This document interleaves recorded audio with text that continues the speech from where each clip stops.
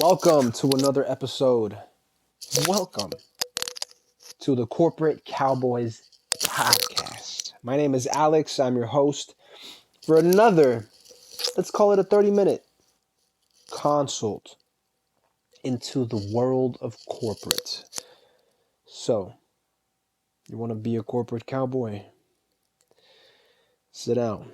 Let's talk about your future. A little line from Sicario 2 or whatever. This one is coming to us from r/career advice.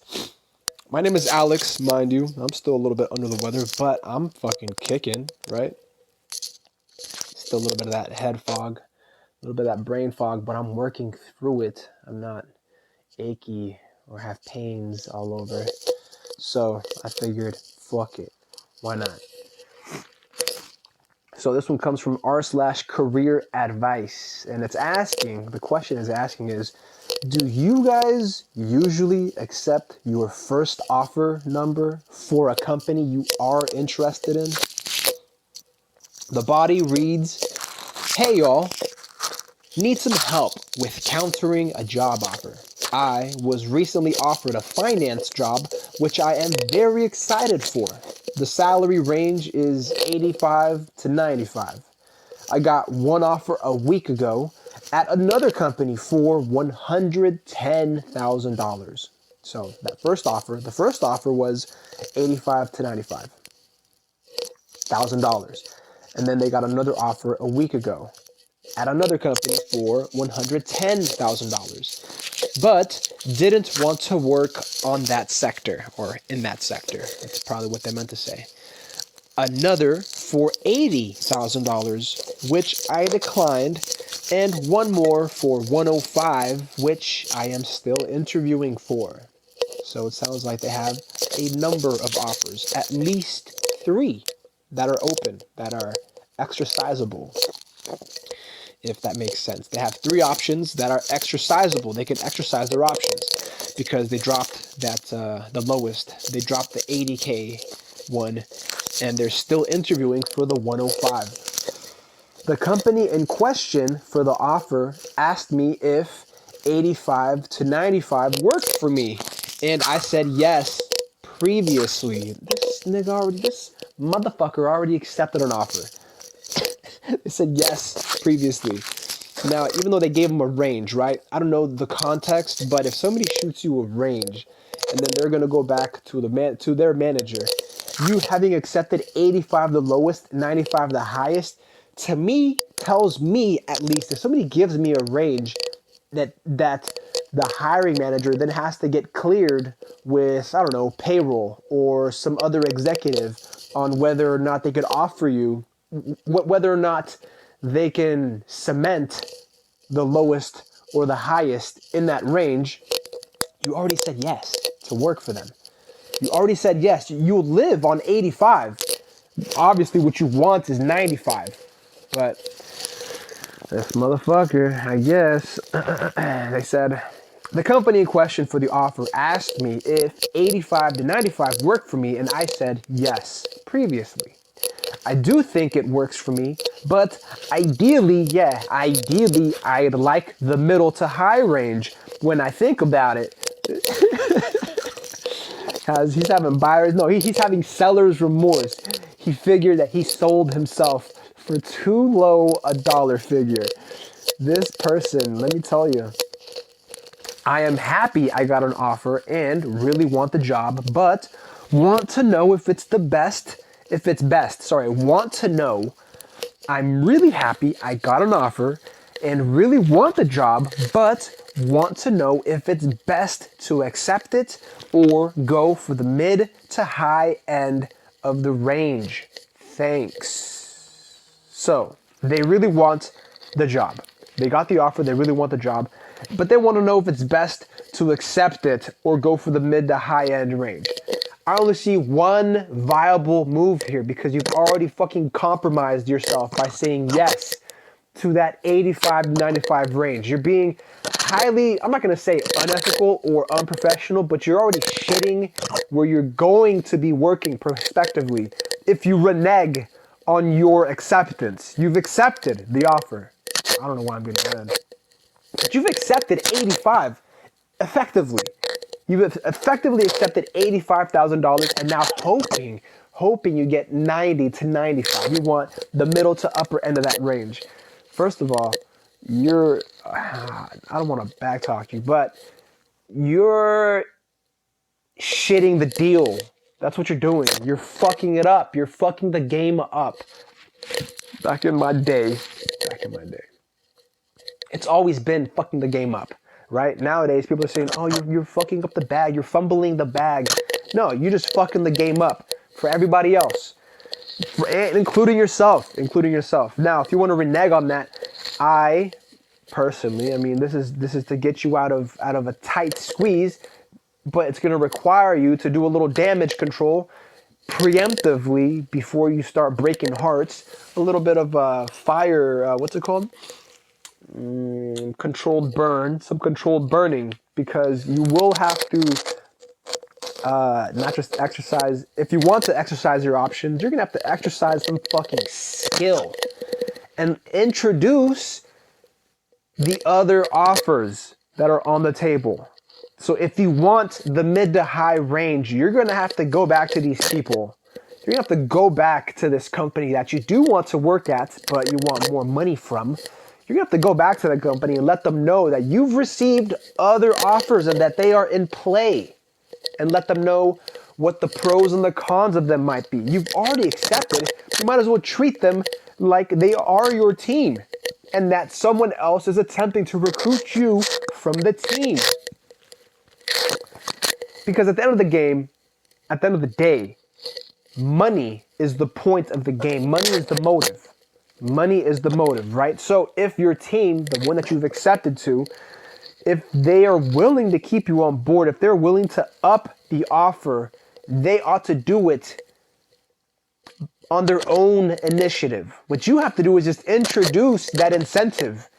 You have to incentivize them, motivate them to do so, and not hold it over their head, lord it over their head, like, oh, you try and go out of your way and renegotiate what you've already accepted. And I mean, it would look even worse if you already said yes to the 85 to 95 window, the 85 to 95 range, and then you hit them up a week later, just out the blue, and tell them that you would like to renegotiate for something between 90 and 95. Because you've already accepted 85. That's your word. What you can do is you introduce a variable. And that variable being the new offers that exist. Let them know that they are in play and that you might be considering them. Because and don't just make it like, you could just make it about money. If you want to, go brute force, you could let them know that it's about money. Because at the end of the day, I mean, they're businessmen also. We would like to think that they are also professional and that being logically, rationally minded, if you approach them with enough tact, they're going to know that you're leaving for a better offer monetarily and could be with better benefits. Yeah, having been in a position similar to this before, if you have already accepted and you're having second thoughts, you're having doubts, I mean, I hope you're early on in your professional career, because this is a rookie mistake. I'm being real here. This is a rookie fucking move to say yes instead of saying, give me some time to think about it. You don't want to go into any deal with a hot head just because this is a bitch that you want to take up out of their clothes, right? Just because you want to get intimate with this company. You really want to work at this one company. So any figure that they throw at you, you're going to idealize in your mind. You're going to build up. You're going to hype up to yourself that it's from the company you want. So any figure might sound reasonable, but this is your mind. working from an emotional state and an elevated and aroused emotional state.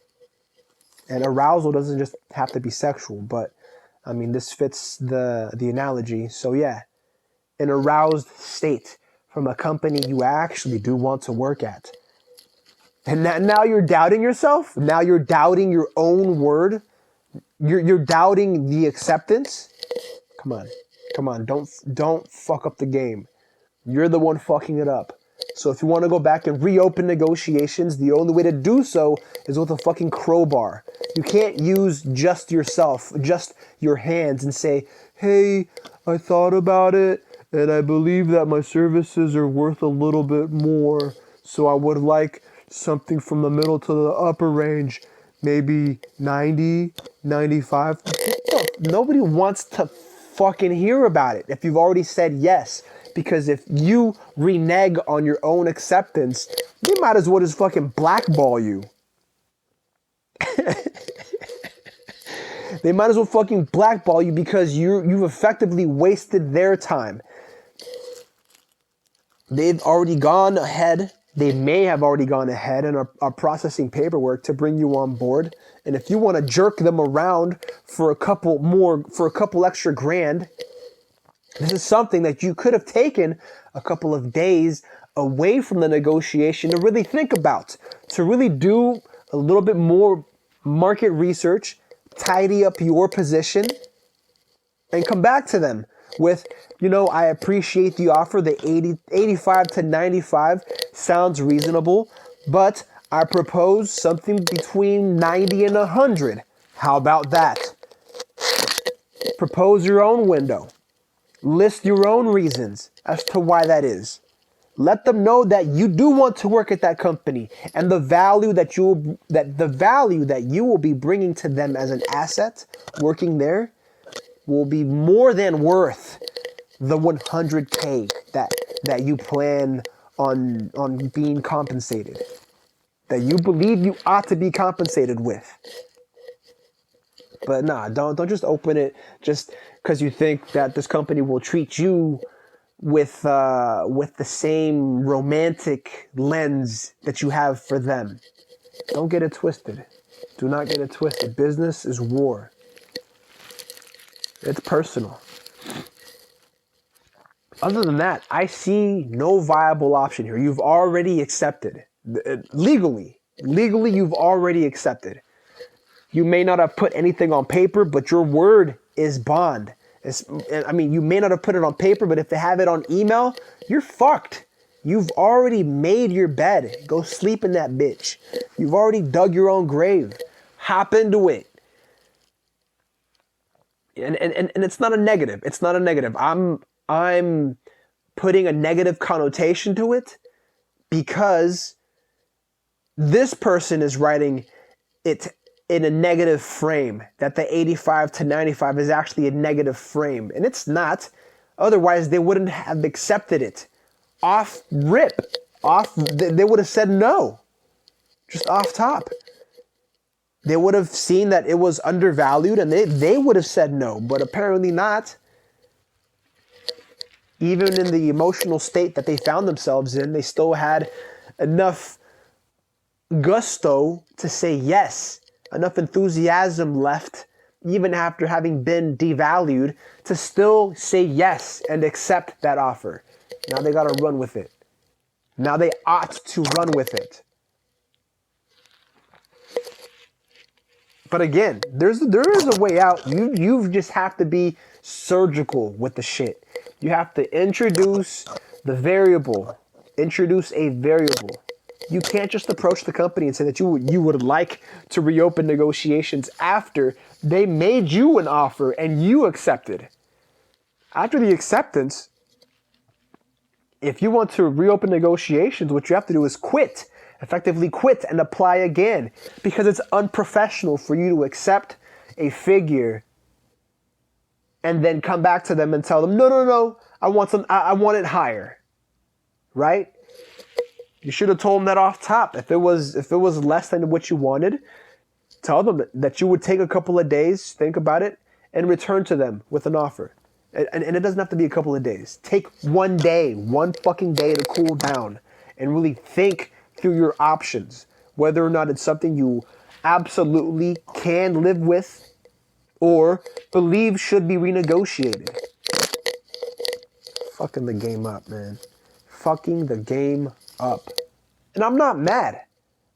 I'm not mad. I'm letting you know that as a corporate cowboy, there is a solution to it.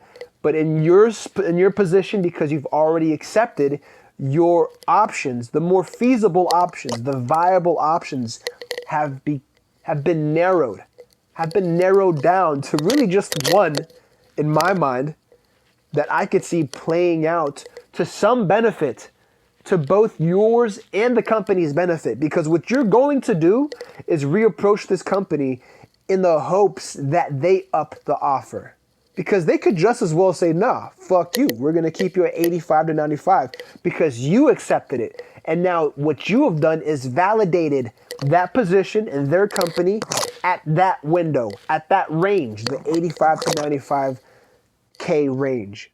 Unless you come back with these additional offers that are on your table and let them know that other companies want your skill set, that your skill set is indeed is worth more than what this company is offering you. And put the ball in their court to up the range. I mean, you can choose, and I'm not going like the more assertive route. The more assertive route is pretty much going to be to withdraw. But I'm playing into your hand. I'm playing into the OP's hand a little bit because the OP does state that they're happy they got the offer and that they really want the job with the company. They just want to be paid more. Like, this is the company, because they already have another offer for $110,000. But they really want a job with this company, with the offer that they've already accepted, the 85 to 95, and now that want the offer to go up. An offer that they already accepted. They want that figure to go up. Yeah, I know. It sounds fucking ridiculous to me too. How they want more money than what they accepted. But hey, if you're slippery enough, if you know how to hustle, if you know how to stick and move, if you are a corporate cowboy, then you know how to leverage offers, even after you've accepted, because it's money at the end of the day. We're talking money here. Come back to them in a more assertive manner. I mean, but at the same time, you have to be willing to accept the fact that the company that made you the offer could just as easily withdraw their offer for employment, could just as easily let you go before you've even gotten your first day of work under your belt. Why? Because you chose to fuck around and try to squeeze them for a couple extra grand. They could just as easily tell you to pack up and bounce. Don't even report for the first day. And on top of that, blackball you. You see, I'm just moving to extremes here. I'm letting you know what could possibly be the ultimate outcome of this. All right, well, let's take a look at some of these comments because it has a decent number of comments here. And I'm going to be, again, I'm open-minded, but notice how I did take it to the extreme. But in my mind, as a career consultant, as a professional, as a corporate cowboy, the only viable option is to use those offers in your favor as a form of softening the blow to your professionalism. Because, yeah, you are effectively reopening negotiations, but you've already accepted the first offer. You've already accepted it. Now, what you want to do is massage it after the fact. You want to be able to massage that figure, and that's going to require interpersonal skill on another level. Because you don't, well, I mean, I don't know. They don't include any more context, but it's at a company that they like. It's at a company that they want to work at, but because we don't have the company's perspective, we don't know whether or not the company really likes this applicant, really likes this individual as a person, and really wants this person to work there. We don't know. So it depends on how much rapport they have with the hiring manager, how deep is their reach in order to pull strings and strum chords, strike chords in order to make an impression, in order to leverage, to capitalize on whatever impression they might have made with a hiring manager or any executive they might know, so that reopening negotiations and asking for 90 to 100 plus K doesn't seem as unreasonable coming from a person who's already accepted an offer and now wants more money after the fact. The first comment here says, the thing is, if you want mid to high range, you should have asked for 90 to 100. Shit. Oh, shit. Oh. That's golden. Yeah, definitely. The lower end of the range should always be the amount you'd be super happy with, not an amount you'd settle for. Yeah, I mean, this person is just going negotiations 101. You want to move that range, that negotiated range, up past what you would be willing to settle for to what you want to settle for, making the minimum what you want to settle for. So if this person, it could be any gender, any sex, I don't give a fuck.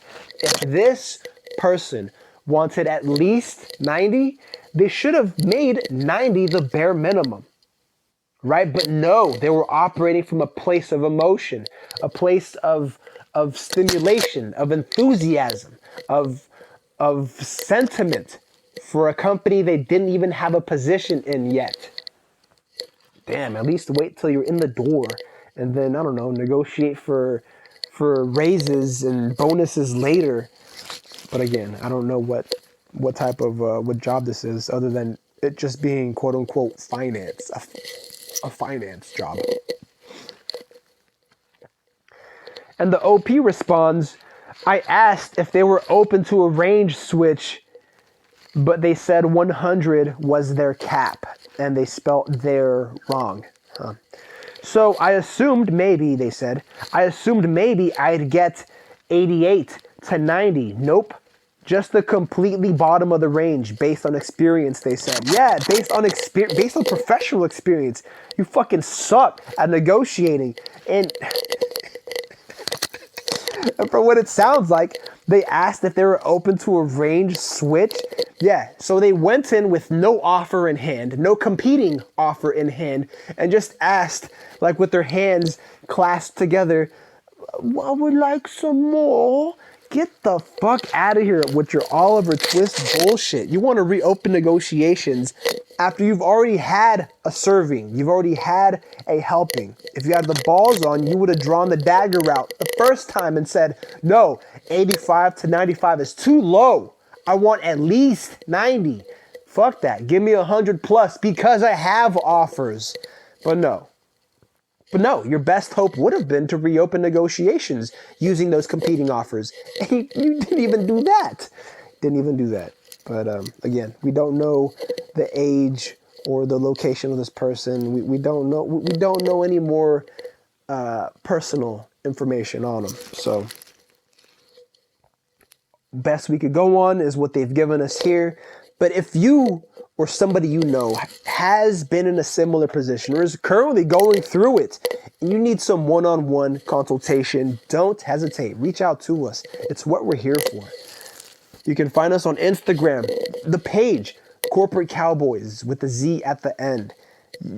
Even easier would be through Patreon, because the higher the tier, the fewer there are that are asking questions and getting their answers one-on-one. That's the Corporate Cowboys podcast on Patreon.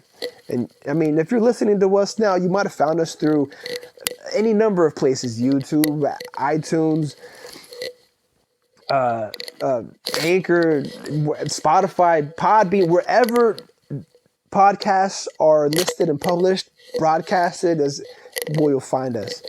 If you want to shoot us a donation, by all means do that. There's some Cash App, Venmo. There's money apps floating around. And of course, snail mail. Hit us up. If you have something off in the distance that you need help with, shoot it to P.O. Box 3372, Rancho Cordova, California, 95741. Make it attention to Alex, corporate Cowboys. You can send it to corporate Cowboys. Make it, post it as attention to Alex. Yeah, but that person really, really fucked up the game. Let me read one or two more because there are some longer ones here. I'm assuming it's kind of just going over the same basics because it's the only viable option that I've seen. After you accept, full report to work the first day. Shut the fuck up trying to reopen negotiations. If you don't have anything to bargain with, anything to use for leverage, and this person had competing offers and still chose to walk in and to contact them empty-handed and just ask if they're open to renegotiate. Get the fuck.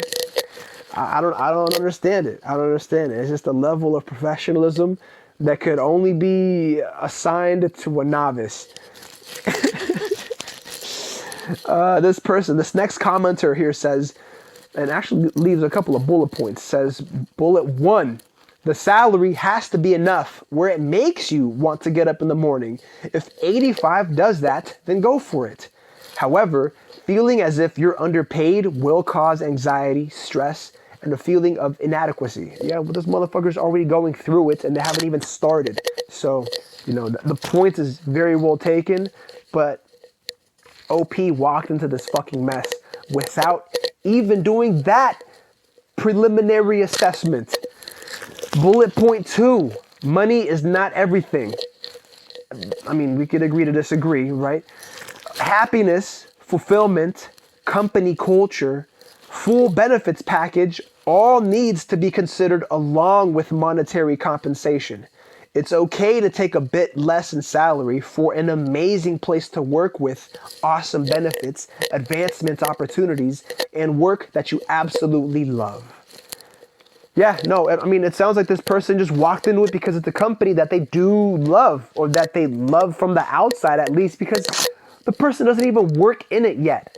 But we don't know if maybe they have contacts inside, like I was saying earlier. We don't know how deep their reach is, what, if any, previous history, previous experience they have with the company and the industry, what the company does.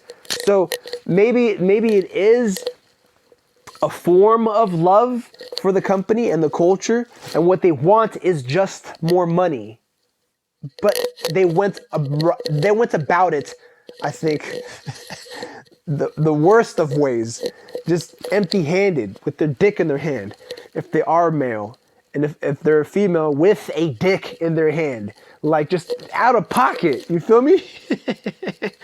All right. Bullet point 3. If you constantly hit home runs, they will notice you and you'll quickly advance, and so will your pay. Have a career mindset. Have a corporate mindset, you motherfucker. Don't just constantly hit home runs and hope they notice you. You have to go out of your way. If you show up on Monday now because you said yes to the 85 and they give you the 85, which it sounds like they're gonna, based on experience, quote unquote, because yeah, you fumbled the bag. You really just shit on the deal with it. If you walk in on Monday making 85, best you could hope for is just making a name for yourself. I really do hope you're young and you got the resilience. You got the not even the longevity. You don't need longevity. What you need is drive. You need resilience and you need drive, and you got to fucking commit yourself to be better, to be a fucking corporate cowboy. I mean, you're off to a dodgy start, a stutter step, fucking stumbling in the doorway at 85, but it doesn't mean that you can't be 100 by the end of 1 year. What that requires is some work. You got to do stupid dirt. You have to do a lot of work, massive work, and there's always work to be done. There's always work to be done, no matter what the organization, how large or how small, there's always room for improvement. Bullet point 4, if you still need, if you still feel you need that extra 10K to be happy, you can still negotiate. And they even leave them a little prompt here saying, after looking over the package, $95,000 would be more in line with my career experience. To be completely transparent, I have another offer on the table for 105 that I need to get back to by Friday. However, your organization is where I want to take my career, and I'm very excited about this opportunity. Can we make this work? Perfectly worded. That's perfectly put. But notice that they didn't walk into it empty-handed. They're leveraging the offers that they have available to them in order to make something of nothing, in order to make something good out of their previous fuck-up of accepting the 85. Notice how they even start by padding their own offer and not accepting just 85, but saying that 95 would be more in line with their career experience. So pretty much orienting the company regarding their experience, saying that 95 would be more in line over 85, over the 85, over the bare minimum that the company wants to give them. And yeah, bringing the 105 would provide that social proof that their skills are worth at least the 95 at that company they want to be at. Otherwise, just saying, no, I think I would like to make more, and just not giving anything in return, not even a show of proof, a shred of evidence that you are worth the 95. Of course, the company's going to say, nah, man, you're trying to renegotiate after the fact. What kind of professional etiquette is this? And they're going to be like, no, based on your experience, which is shit to little to none, we're going to give you the bare minimum. And then say, however, your organization is where I want to take my career. Can we make this work? Something in that regard, they say. I've used this technique before, being totally upfront to hiring managers regarding other offers. As long as you're still within their range, it tends to put a fire under their feet. Realizing your value and worth in the market. They put a comma there. As long as you're still within their range, it tends to put a fire under their feet, realizing your value and worth in the market. Now, let me put it this way. This person has kind of fucked themselves into a corner. And I say that because they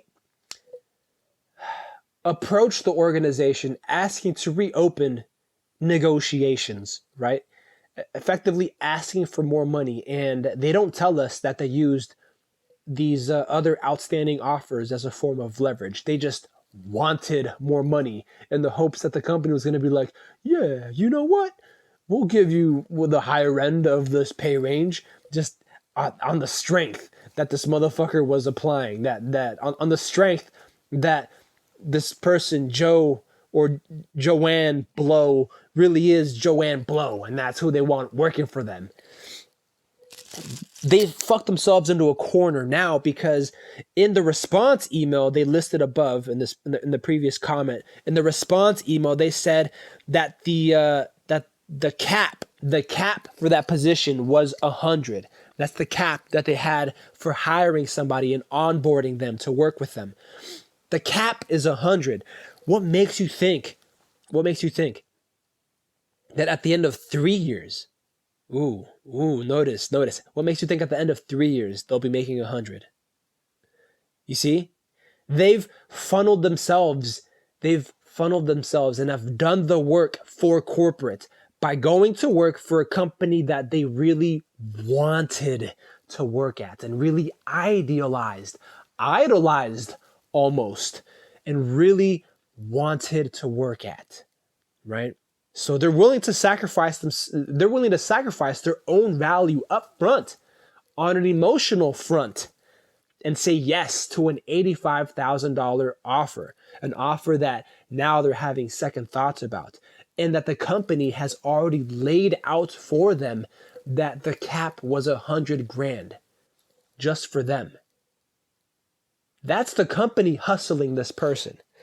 For any other, the cap for not for any other, but for another candidate, the cap might be moved to 105, 110, 115, 120, 130. We don't know what the cap will be, but for this one person, because it might be that the way they reapproached the company to try and open up negotiations a second time, they're like, nah, dog, nah, we're not going to bite. And if anything, 100 was the cap.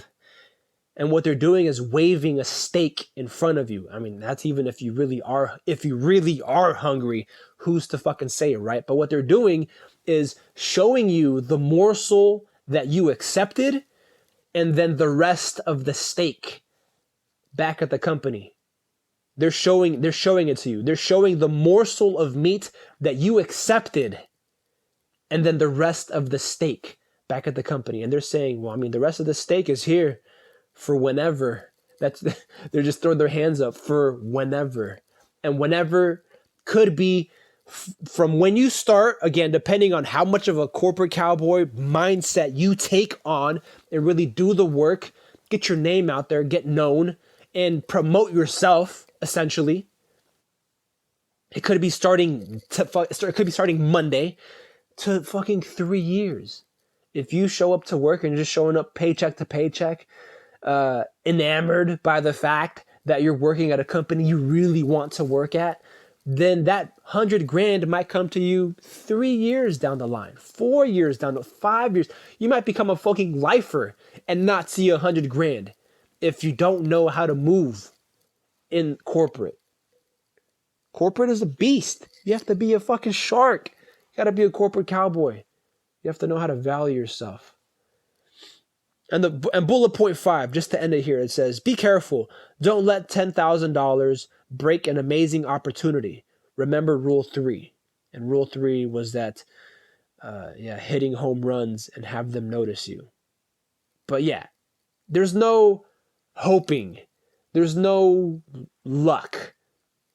There is, but how much faith do you have that it'll work for you? What you have to do is take that hope and take that luck and make it work.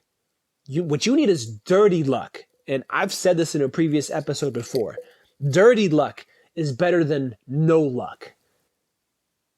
Dirty luck is better than bad luck. It's effectively taking bad luck, right? And we can chalk it up to you saying yes as bad luck. Maybe, I don't know, you saw somebody in the background walking behind your interviewer, somebody off screen. If it was a Zoom interview, see, I'm just going into the weeds now.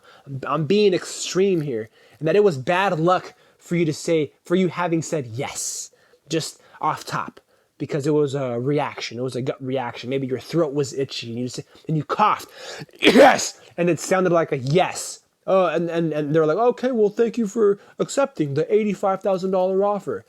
Okay, bad luck. I get it. Now you got to show up and work for it. You got to show up and work for the rest of that shit. Maybe 3 months from then, your probation ends and you could maybe renegotiate there. Obviously, you never want to stop applying elsewhere because those other offers might not last 3 months. Maybe at 6 months, the performance review pops up. I mean, I'm thinking that it's common practice in some industries that performance reviews are either once a quarter or twice a year, right? If not yearly, at least once a year. I mean, you've got to sit down with a fucking manager, some type of executive, and break bread about how the company's doing and what your position is up to in the company. What your contribution has been in the role. What contribution your role has made in the company, right? I mean, that's every performance review. But yeah, this person saying, be careful, don't let 10K break an amazing opportunity. This motherfucker is breaking himself. He's breaking himself for 10K. Break yourself, motherfucker, before you wreck yourself. I'll catch you guys on the flip side, man. I was generous with my time today.